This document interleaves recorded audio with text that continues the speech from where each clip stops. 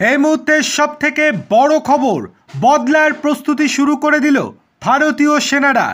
জল্পনায় সত্যি, যুদ্ধ যে আসন্ন সেটা আজকে পুরোপুরি পরিষ্কার হয়ে গেল। পেহেলগাঁওয়ের ঘটনার পর দুদিন কেটে গিয়েছে, গোটা দেশ অপেক্ষায় রয়েছে কবে বদলা নেবে ভারত। এবার সেই পথেই হাঁটছে ভারত। আজকে সকাল থেকেই রাজস্থানে মহড়া শুরু করে দিয়েছে ভারতীয় সেনারা। রাজস্থানের সেই দৃশ্য আপনারা ভিডিওতে দেখতেই পাচ্ছেন।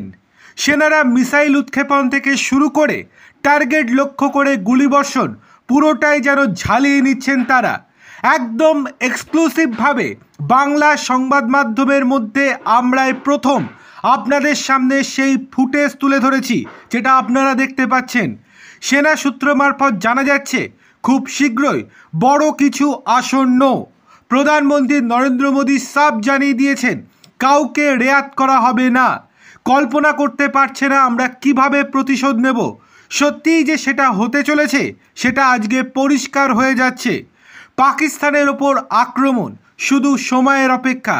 অন্যদিকে পেহেলগাঁওয়ে হামলার ঘটনায় সরাসরি পাকিস্তানের সেনাপ্রধান জড়িত, সেটা পরিষ্কারভাবে জানিয়ে দিয়েছেন পাকিস্তানের প্রাক্তন সেনাপ্রধান। তিনি জানিয়েছেন আজ ভারত যদি কিছু করে তাহলে পাকিস্তানের সর্বনাশ হয়ে যাবে, দেশটা 15 বছর পিছিয়ে যাবে, অনেক ক্ষতি হয়ে যাবে। অবিলম্বে সেনাপ্রধানের ইস্তফা দেওয়া উচিত। পাকিস্তান সরকারের উচিত পাকিস্তানের সেনাপ্রধানকে ভারতের হাতে তুলে দেওয়া। এতে করে ভারতের ক্ষোভ কিছুটা কমবে বলে তিনি মনে করেছেন, কিন্তু তার ধারণা যে বিরাট বড় ভুল সেটা খুব শীঘ্রই তিনি বুঝতে পারবেন। কারণ সেনাপ্রধানকে নিয়ে কিচ্ছু হবে না।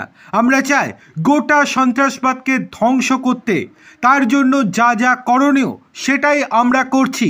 অন্যদিকে ভারতীয় সেনাপ্রধান কাশ্মীরে গিয়েছেন, তিনি আজ বৈঠক করবেন, তারপরই সিদ্ধান্ত নেবেন কোন পথে পাকিস্তানকে আক্রমণ করা হবে। তাহলে আমরা ফের কি দেখতে চলেছি সার্জিক্যাল স্ট্রাইক, তার জন্য আমাদের একটু ধৈর্য ধরতে হবে।